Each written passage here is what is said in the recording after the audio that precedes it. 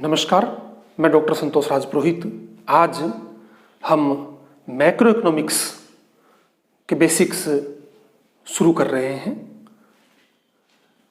Macro economics आपके 11th, 12th, graduation, post graduation के साथ साथ उन स्टूडेंट्स के लिए इम्पोर्टेंट है जो इकोनॉमिक्स सब्जेक्ट को लेकर नेट की तैयारी कर रहे हैं या स्कूल और कॉलेज लेक्चरशिप के एग्ज़ाम की तैयारी कर रहे हैं या इकोनॉमिक्स बेस्ड किसी अन्य कॉम्पिटिटिव एग्ज़ाम की तैयारी कर रहे हैं। उनके लिए ये बेसिक्स काफ़ी ज़्यादा महत्वपूर्ण होंगे। तो देखिए, शुरू करते हैं। मैक्रो इकोनॉमिक्स समष्टि अर्थशास्त्र। मैक्रो ग्रीक लैंग्वेज के मैक्रोज से बना है और मैक्रोज का अर्थ है लार्ज। इसका मतलब यह हुआ कि मैक्रो के अंदर विस्तृत अध्ययन किया जाता है, लार्ज स्केल पर स्टडी की जाती है, बड़ी इकाइयों का अध्ययन इसमें होता है, समस्त का अध्ययन होता है, इसलिए समष्टि अर्थशास्त्र भी कहते हैं। मैक्रो इकोनॉमिक्स एग्रीगेट्स की स्टडी करता है। एग्रीगेट डिमांड, किसी इकोनॉमी के अंदर ऑल कंज्यूमर्स मिलकर कितनी डिमांड करते हैं। एग्रीगेट सप्लाई, ऑल प्रोड्यूसर्स मिलकर टोटल कितना प्रोडक्शन या सप्लाई करते हैं। नेशनल इनकम, इस तरह के जो कंसेप्ट है, जो होल इकोनॉमी, पूरी अर्थव्यवस्था से संबंधित है, उनका अध्ययन, उनकी स्टडी जो है मैक्रो इकोनॉमिक्स में हम करते हैं। अब देखिए, आज हम इसमें स्टार्ट करेंगे सर्कुलर फ्लो ऑफ इनकम, आय का चक्राकार प्रवाह। तो in circular flow of income से पहले कुछ बेसिक्स हमारे क्लियर हो जाए कि कौन कौन से सेक्टर्स हैं जो इस सर्कुलर फ्लो ऑफ इनकम में इन्वॉल्व रहेंगे, स्टॉक्स क्या हैं, फ्लो क्या है, रियल फ्लो क्या है, मनी फ्लो क्या है। तो पहले हम step by step in concepts को क्लियर करते हैं। तो देखिए, इनकम के सर्कुलर फ्लो के अंदर कौन कौन से सेक्टर इन्वॉल्व होते हैं किसी भी इकोनॉमी के। पहला है प्रोड्यूसर यानी प्रोडक्शन सेक्टर, और इसका काम क्या है, गुड्स और सर्विसेज का प्रोडक्शन करना। दूसरा है house hold sector. House hold sector means consumer, individuals जो गुड्स और सर्विसेज का कंजप्शन करते हैं। तो ये प्रोड्यूसर, कंज्यूमर, ये इकोनॉमिक एजेंट्स होते हैं जो इकोनॉमिक एक्टिविटीज को पूरा करते हैं। इसके बाद है गवर्नमेंट सेक्टर। अब गवर्नमेंट का क्या रोल रहता है, गवर्नमेंट टैक्सेज और सब्सिडी। गवर्नमेंट टैक्सेज इंपोज करती है, डायरेक्ट टैक्स और इनडायरेक्ट टैक्स। सब्सिडी अनुदान देती है। इसी तरीके से रेस्ट ऑफ द वर्ल्ड, जो अदर कंट्रीज है, उन कंट्रीज के साथ हमारे क्या रिलेशन होते हैं, एक्सपोर्ट और इंपोर्ट के। हम गुड्स और सर्विसेज का एक्सपोर्ट करते हैं, बदले में रिसिप्ट्स, मनी रिसिप्ट्स हमारे पास आती है। हम गुड्स और सर्विसेज का इंपोर्ट करते हैं, बदले में हमें पेमेंट करना पड़ता है मनी की टर्म में। इसके बाद है financial sector. Financial sector banking sector हो सकता है, बैंकिंग इंस्टीट्यूशंस और नॉन इंस्टीट्यूशंस। इसमें क्या क्या है, सेविंग्स, इंडिविजुअल प्रोड्यूसर सभी बैंक्स के अंदर या फाइनेंशियल इंस्टीट्यूट्स के अंदर सेविंग्स करते हैं। और इन्वेस्टमेंट, बिजनेस के पर्पज से, डोमेस्टिक परचेज से, इन्वेस्टमेंट के लिए लोन भी लेते हैं, कर्ज भी लेते हैं। तो ये सारे सेक्टर्स और उनके क्या क्या फंक्शंस रहेंगे इसमें, वो हमने देखा। इसके बाद है स्टॉक और फ्लो। मैक्रो इकोनॉमिक्स में ये भी दो महत्वपूर्ण कंसेप्ट है। स्टॉक्स का मतलब है पॉइंट ऑफ टाइम, पर्टिकुलर एक टाइम पर इसको कैलकुलेट, एस्टिमेट करते हैं। और फ्लो का मतलब है टाइम पीरियड, समय अवधि। ये समय बिंदु और ये समय अवधि से रिलेटेड है, से संबंधित है। अब देखिए, स्टॉक में क्या क्या होगा, मनी सप्लाई। अगर पर्टिकुलर किसी एक निश्चित समय पर, एक पॉइंट ऑफ टाइम पर हम चेक करना चाहें, एक निश्चित तारीख पर चेक करना चाहें कि मुद्रा पूर्ति कितनी है, मनी सप्लाई कितनी है, कैपिटल स्टॉक कितना है, वेल्थ कितनी है, बैंक बैलेंस हम चेक करें कि 31 मार्च को बैंक बैलेंस क्या था। तो ये पर्टिकुलर एक टाइम से रिलेटेड है, पॉइंट ऑफ टाइम से। ये सारे के सारे स्टॉक है। फ्लो टाइम पीरियड, समय अवधि, सेविंग, एक वर्ष में, एक महीने में हमने कितनी सेविंग्स की। इनकम, मंथली इनकम क्या है, एनुअल इनकम क्या है, टाइम पीरियड। इन्वेस्टमेंट, इस फाइनेंशियल ईयर में हमने कितना इन्वेस्टमेंट किया, इकोनॉमी में कितना इन्वेस्टमेंट हुआ, इस फाइनेंशियल ईयर में एक टोटल एक्सपोर्ट कितना हुआ, टोटल इंपोर्ट कितना हुआ, इंटरेस्ट ब्याज, जब हम एक निश्चित समय अवधि तक बैंक में पैसा डिपॉजिट रखते हैं तब ब्याज मिलता है, इट मीन्स टाइम पीरियड से रिलेटेड इंटरेस्ट। प्रॉफिट, प्रॉफिट की अकाउंटेबिलिटी या जो इसको जो हम एस्टिमेट करते हैं वो भी मंथली या ईयरली करते हैं, टाइम पीरियड से रिलेटेड है, समय अवधि से संबंधित है। तो ये सारे फ्लो के कंसेप्ट हैं। अगर हम नेचर देखें तो स्टॉक का नेचर स्टिल कैमरा है कि आपने पर्टिकुलर एक निश्चित समय पर एक पिक ले ली, फोटो खींच ली। और फ्लो अगर हम देखें तो वीडियो कैमरा है, मूवी कैमरा है, पूरी समय अवधि का जो वीडियो बनता है, पूरे टाइम पीरियड का जो मूवी बनती है, तो वो फ्लो होगा। स्टॉक्स स्टैटिक कंसेप्ट है और फ्लो डायनेमिक कंसेप्ट है, इसमें चेंजेस अप्स एंड डाउन्स आते रहते हैं। और स्टॉक जो है इसमें रेगुलर चेंजेस हम लेते हैं तो स्टैटिक कंसेप्ट लेते हैं, पर्टिकुलर एक टाइम पॉइंट से रिलेटेड है।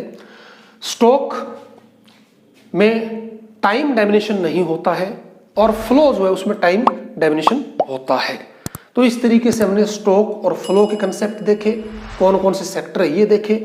अब इसके आगे बेसिक्स के अंदर हम मनी का सर्कुलर फ्लो क्या है, रियल फ्लो क्या है, मनी फ्लो क्या है, उसके बारे में अब देखिए। इसमें हम आगे देखते हैं कि अगर फ्लो और स्टॉक एक दूसरे पर कैसे निर्भर करते हैं, इनमें क्या रिलेशनशिप है। अगर हाउस होल्ड या फर्म पर मंथ बैंक में मान लो 500 रुपीज डिपॉजिट करवाती है तो per month time period flow concept. अब हम पर्टिकुलर किसी एक डेट पर बैंक में बैलेंस चेक करना चाहें, मान लो 31 मार्च 2020 में, और हम कहें कि 6000 इस डेट पर हमारा बैलेंस जो है बैंक में है, तो ये जो कंसेप्ट है ये स्टॉक हो गया। क्यों? क्योंकि हमने पर्टिकुलर एक टाइम पॉइंट पर इसको चेक किया। और वापिस अगर पर मंथ 100 रुपीज विड्रॉ किए जाते हैं हाउस होल्ड या फर्म के द्वारा तो ये वापिस फ्लो कंसेप्ट बन जाता है। अब अगर फ्लो ज्यादा है तो स्टॉक भी ज्यादा होगा, स्टॉक ज्यादा है तो फ्लो भी ज्यादा हो सकता है, एक दूसरे पर निर्भर करेंगे। जैसे मान लीजिए मैंने फ्लो इंक्रीज कर दिया, 500 पर मंथ की जगह 1000 रुपीज पर मंथ डिपॉजिट करने शुरू कर दिए फर्म ने या प्रोड्यूसर ने, फर्म ने, हाउस होल्ड ने, तो फ्लो इंक्रीज हो गया। फ्लो इंक्रीज होते ही पर मंथ 500 की जगह 1000, तो ये पर्टिकुलर एक डेट पर बैलेंस भी इंक्रीज हो गया, स्टॉक इंक्रीज हो गया। अब स्टॉक इंक्रीज हो गया तो वापिस फ्लो इंक्रीज कर सकते हैं। पर मंथ जो 100 रुपीज विड्रॉ कर रहे थे ये इससे ज्यादा मान लो 200 भी कर सकते हैं per month withdraw. Flow increase हुआ तो स्टॉक इंक्रीज हुआ, स्टॉक इंक्रीज हुआ तो फ्लो वापिस इंक्रीज हो जाएगा। इस तरीके से एक दूसरे पर डिपेंड करते हैं, निर्भर करते हैं। अब सर्कुलर फ्लो ऑफ इनकम की फेजेस क्या है, इसके क्या क्या चरण हैं। पहला है प्रोडक्शन फेज, इसमें इनकम जनरेट होती है, इसको जनरेशन फेज कहते हैं, क्योंकि गुड्स और सर्विसेज का प्रोडक्शन होगा तो उनमें जो फैक्टर्स इन्वॉल्व हैं, लैंड, लेबर, कैपिटल, एंटरप्रेन्योर, उनको इनकम मिलेगी, तो इसको जनरेशन फेज कहते हैं। अब जो सेकंड फेज है इनकम फेज, कि इन फैक्टर्स को इनकम मिली तो उस इनकम का डिस्ट्रीब्यूशन कैसे हो, लैंड का रेंट, लेबर के वेजेस, कैपिटल का इंटरेस्ट, एंटरप्रेन्योर का प्रॉफिट, तो डिस्ट्रीब्यूशन फेज होगा सेकंड। और थर्ड, इनकम डिस्ट्रीब्यूट होने के बाद जब फैक्टर्स को इनकम मिलती है तो उसको स्पेंड करते हैं, एक्सपेंडिचर करते हैं मार्केट में गुड्स और सर्विसेज पर, तो ये डिस्पोजिशन फेज या एक्सपेंडिचर फेज होता है। अब सर्कुलर फ्लो ऑफ इनकम की टाइप्स क्या है, मैंने बताया ये दो प्रकार की होती है, दो टाइप्स होती हैं, इनकम और प्रोडक्ट। इनकम में क्या होगा, फ्लो ऑफ मनी होगा, लैंड का रेंट, लेबर का वेजेस, कैपिटल का इंटरेस्ट, सारे मनी के टर्म में होंगे। और प्रोडक्ट मेथड में flow of goods and services, physical quantity measure करते हैं, गुड्स और सर्विसेज जो है इसका मेजरमेंट मनी की टर्म में नहीं होकर यहाँ क्वांटिटी के अंदर होता है, फिजिकल मेजर होता है। तो इनकम जो है फ्लो ऑफ मनी है, इसको मनी फ्लो कहेंगे। और प्रोडक्ट जो है गुड्स और सर्विसेज की फिजिकल क्वांटिटी में फ्लो होता है, इसको रियल फ्लो कहते हैं। अब मनी फ्लो जो है ये मॉनेटरी सिस्टम का पार्ट है, इसको फिजिकल फ्लो भी कहते हैं। और प्रोडक्ट जो है इसको हम रियल फ्लो कहते हैं, इसमें बार्टर सिस्टम होता है, गुड्स के बदले में गुड्स या उसकी क्वांटिटी को मेजर करते हैं और ये नॉमिनल फ्लो के अंदर काउंट होता है।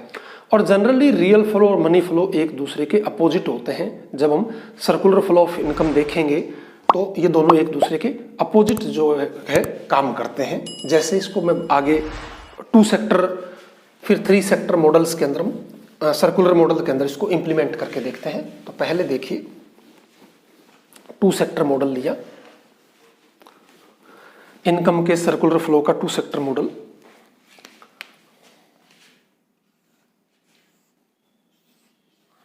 ये हाउस होल्ड सेक्टर है, ये प्रोड्यूसर या फर्म ली हमने। अब देखिए 2 ही सेक्टर लिए हैं, हाउस होल्ड यानी कंज्यूमर और फर्म यानी प्रोड्यूसर। अब इनमें हमने सर्कुलर फ्लो चेक करना है। हाउस होल्ड सेक्टर फर्म को सप्लाई करता है फैक्टर सर्विसेज,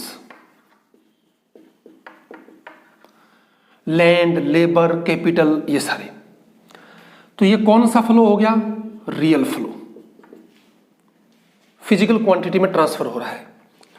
बदले में जो प्रोड्यूसर है, फर्म है, वो हाउस होल्ड सेक्टर को फैक्टर पेमेंट करता है, फैक्टर की सर्विसेज की पेमेंट करता है, लाइक लैंड का रेंट, लेबर का वेजेस, कैपिटल का इंटरेस्ट, मनी की टर्म में। तो ये मनी फ्लो है। अब देखिए रियल फ्लो जो है हाउस होल्ड सेक्टर से फर्म की ओर गया और मनी फ्लो है वो फर्म से हाउस होल्ड सेक्टर की तरफ से आया। तो इन दोनों की डायरेक्शन एक दूसरे के अपोजिट है। अब हाउस होल्ड सेक्टर डिमांड करता है फर्म से या फर्म इसको सप्लाई करता है क्या? गुड्स और सर्विसेज। फिजिकल क्वांटिटी के अंदर फिजिकल मेजरमेंट पॉसिबल है। ये हो गया रियल फ्लो। बदले में हाउस होल्ड सेक्टर पे करता है गुड्स और सर्विसेज का जो मार्केट प्राइस है। तो इन गुड्स और सर्विसेज का मार्केट प्राइस पे करता है वो मनी की टर्म में। ये मनी फ्लो है। तो इस तरीके से रियल फ्लो और मनी फ्लो एक दूसरे के अपोजिट चलते हैं। अब अगर इस 2 सेक्टर मॉडल के अंदर हम फाइनेंशियल सेक्टर को ले लें, फाइनेंशियल मार्केट को ले लें, ये मान लीजिए फाइनेंशियल सेक्टर आ गया, फाइनेंशियल मार्केट। हाउस होल्ड अपनी सेविंग्स करते हैं, फाइनेंशियल मार्केट में बचत करते हैं और बोरो भी करते हैं, उधार भी लेते हैं डोमेस्टिक परचेज के लिए। प्रोड्यूसर फर्म भी हाउस होल्ड सेक्टर में सेविंग करते हैं, फाइनेंशियल मार्केट में सेविंग करते हैं और फाइनेंशियल मार्केट से अपने बिजनेस के पर्पज से बोरो भी करते हैं, उधार भी लेते हैं। तो ये इसके साथ आ गया। अब अगर हम इसमें गवर्नमेंट सेक्टर को और ले लें, 2 सेक्टर मॉडल था, 3 सेक्टर मॉडल ले लें। तो अगर गवर्नमेंट सेक्टर को लेते हैं हम, मान लीजिए यहां लिया मैंने गवर्नमेंट। अगर गवर्नमेंट सेक्टर को यहां ले लिया तो फाइनेंशियल मार्केट में गवर्नमेंट भी सेविंग करती है और फाइनेंशियल मार्केट से गवर्नमेंट भी बोरो करती है। एक रिलेशन तो ये। हाउस होल्ड सेक्टर गवर्नमेंट को टैक्स पे करते हैं, इनडायरेक्ट और direct, like income tax direct tax हो गया, और गुड्स और सर्विसेज पर जो टैक्स लगता है वो जो हाउस होल्ड पे करेगा इनडायरेक्ट टैक्स।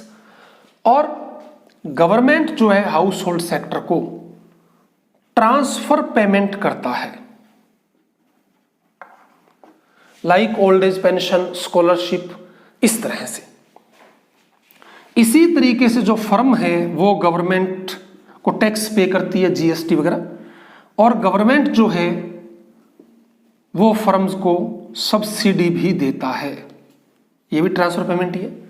तो इस तरीके से गवर्नमेंट सेक्टर का भी इसमें रोल हो गया। और तीसरा अगर हम लें rest of the world, abroad, बाहर, इसका क्या रिलेशन रहता है? तो देखिए रेस्ट ऑफ द वर्ल्ड से हाउस होल्ड सेक्टर और हाउस होल्ड से रेस्ट ऑफ द वर्ल्ड दोनों को एनटीपी कर दीजिए, नेट ट्रांसफर पेमेंट्स। जो हमारे फैमिली मेंबर्स रिलेटिव्स एब्रोड रहते हैं वो जो ट्रांसफर पेमेंट हमें करेंगे, प्लस हम जो हमारे एब्रोड में रिलेटिव्स रह रहे हैं उनको जो पेमेंट्स करेंगे, इन दोनों का डिफरेंस जो है वो नेट ट्रांसफर पेमेंट्स के बीच में आ जाता है। इसी तरीके से रेस्ट ऑफ द वर्ल्ड का फर्म के साथ भी नेट एक्सपोर्ट और इंपोर्ट रहता है। जो हमारे प्रोड्यूसर्स हैं रॉ मटेरियल टेक्नोलॉजी इंपोर्ट करते हैं और एक्सपोर्ट भी करते हैं, तो ये इसके साथ इंक्लूड हो जाता है। रेस्ट ऑफ द वर्ल्ड से हमारे फाइनेंशियल मार्केट के अंदर भी सेविंग्स भी होती है और बोरो भी हो सकता है। तो इस तरीके से अगर हम 4 सेक्टर इकोनॉमी लेते हैं तो इनमें हुआ गवर्नमेंट के साथ भी डायरेक्ट हो सकता है रेस्ट ऑफ द वर्ल्ड का, क्योंकि हमारे पब्लिक एंटरप्राइजेस भी है।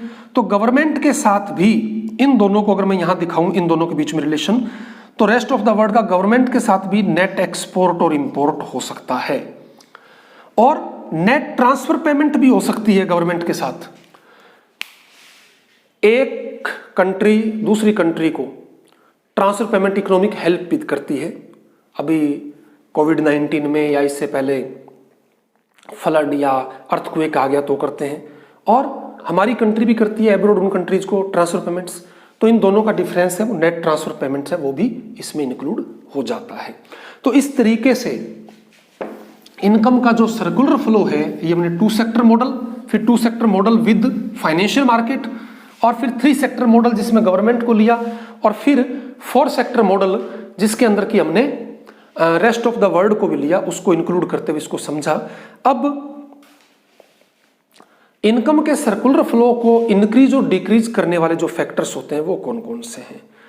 तो जो इनकम के सर्कुलर फ्लो को इंक्रीज करेंगे उनको तो हम कहते हैं इंजेक्शंस।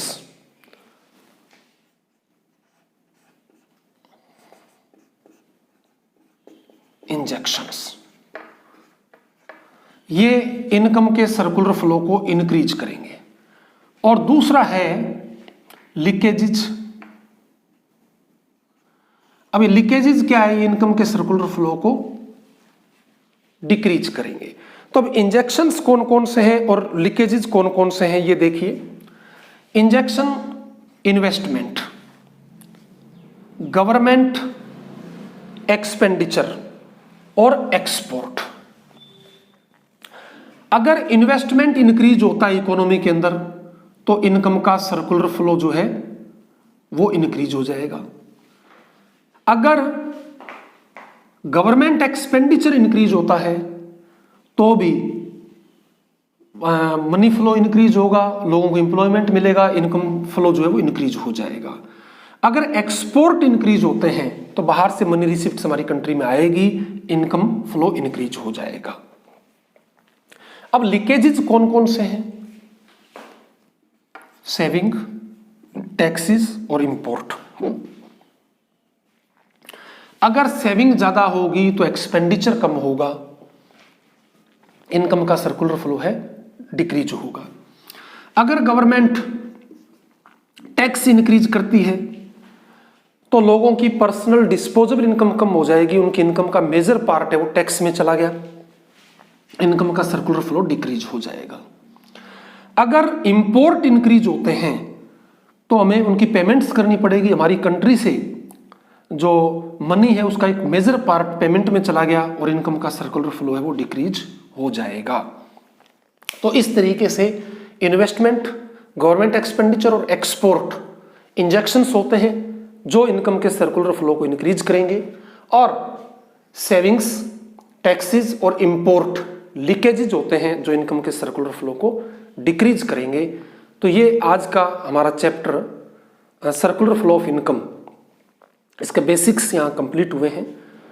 अगर आपको ये वीडियो लेक्चर पसंद आया हो तो इस चैनल को सब्सक्राइब करते हुए नोटिफिकेशन ऑन कर लीजिए ताकि समय पर आपको इन वीडियो लेक्चर्स की इंफॉर्मेशन मिल सके और आपके लिए ये लाभदायक हो, फायदेमंद हो। Thank you.